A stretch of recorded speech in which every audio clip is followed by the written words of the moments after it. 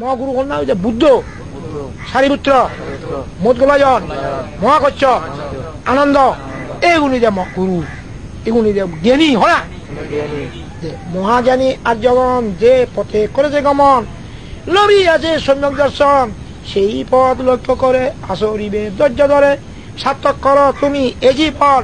মহাজ্ঞানী হারে বলছে সারিপুত্র, মোদগলায়ন, মহাকচ্ছপ, বুদ্ধ, ইনে কোন পথে দিয়েছিল? মহাজ্ঞানী আর্যগণ যে পথে করেছে গমন, তারা কোন পথে দিও? হ্যাঁ, নবী আছে সম্যক দর্শন, সম্যক সেদেবং, সেই পথ লক্ষ্য করে শোনা, সেই পথ লক্ষ্য করে আসরিবে ধৈর্য ধরে সার্থক করো তুমি এ জীবন।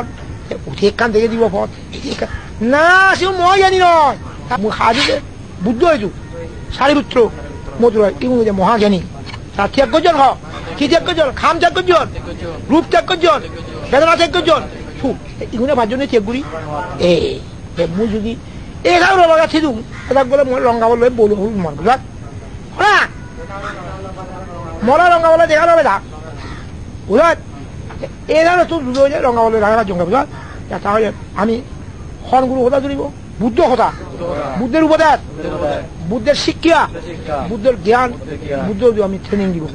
কি শিক্ষা, উপদেশ, জ্ঞান, ট্রেনিং, এই বাদ দিয়ে পারে বুঝা। অন্য কথা শুনব না বুঝা।